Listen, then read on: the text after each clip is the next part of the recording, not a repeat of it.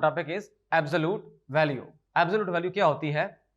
Mathematics में अगर कोई एक नंबर है, सपोज करें 5 एक नंबर है, उसकी अगर एब्सोल्यूट वैल्यू लेंगे तो 5 आंसर आएगा। अगर नंबर -5 है, उसकी अगर एब्सोल्यूट वैल्यू लेंगे तभी क्या आएगा हमारे पास? +5 आएगा। यानी कि एब्सोल्यूट वैल्यू का पॉजिटिव नंबर के ऊपर कोई असर नहीं होता, लेकिन एब्सोल्यूट के अंदर यह खास बात है कि किसी भी नेगेटिव नंबर को वो पॉजिटिव नंबर में कन्वर्ट कर देता है। आइए इसकी मैथमेटिकल फॉर्म देखते हैं कि किस तरह से है एब्सोल्यूट वैल्यू। देखिए हमारे पास फॉर ऑल रियल नंबर्स ए का मॉड अगर लेंगे तो वो +a होगा if a is greater than और इक्वल टू 0, और a का मॉड लेंगे तो वो -a आ जाएगा if a is less than 0। Example देखें जरा, अगर 5 मॉड है तो वो +5 होगा, 5 हमारे पास ग्रेटर देन 0 है।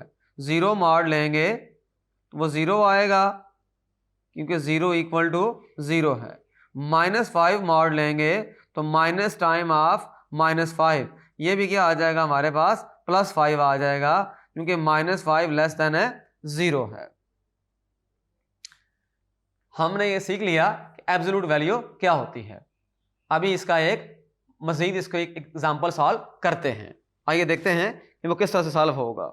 हम एक एग्जाम्पल की मदद से इसको फर्दर अंडरस्टैंड करते हैं। ये देखें, यहां पर लेफ्ट साइड में 2x + 3 मॉड दिया हुआ है इक्वल टू 11 दिया हुआ है। तो फार्मूला क्या होता है?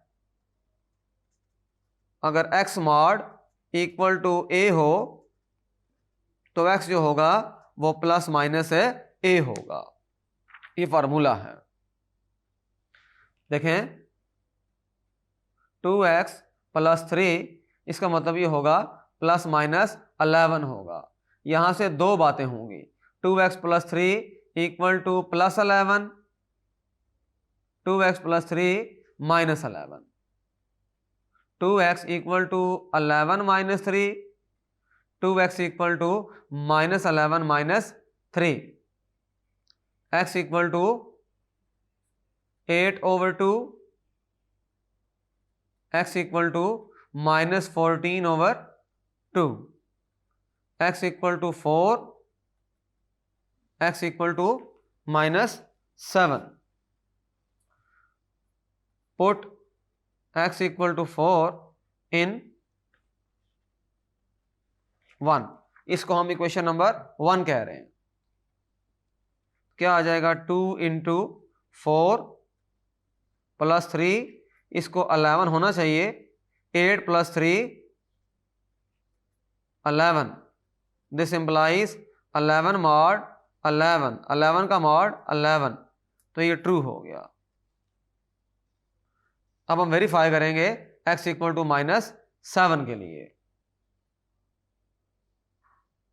पुट x इक्वल टू -7,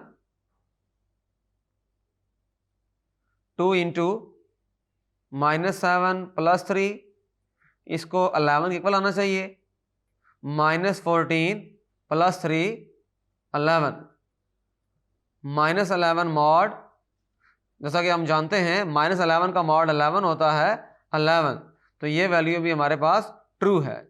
इसका मतलब ये हुआ कि जो सॉल्यूशन सेट होगा वो आएगा हमारे पास -7 और 4। तो हमने एक एग्जाम्पल की मदद से एब्सोल्यूट वैल्यू को अंडरस्टैंड किया। अभी हम इसके कुछ फार्मूलाज डिस्कस करेंगे। देखें फार्मूला नंबर 1, इसके अंदर ये है, हमेशा ये बात होती है कि इफ ए बी कोई से दो रियल नंबर्स हैं और ए का जो मॉड होगा वो ग्रेटर देन और इक्वल टू 0 होगा। इसका मतलब ये हुआ, इसका मीनिंग ये बनता है कि मॉड ऑफ ए हमेशा पॉजिटिव होगा। सेकंड फॉर्मूला देखें जरा,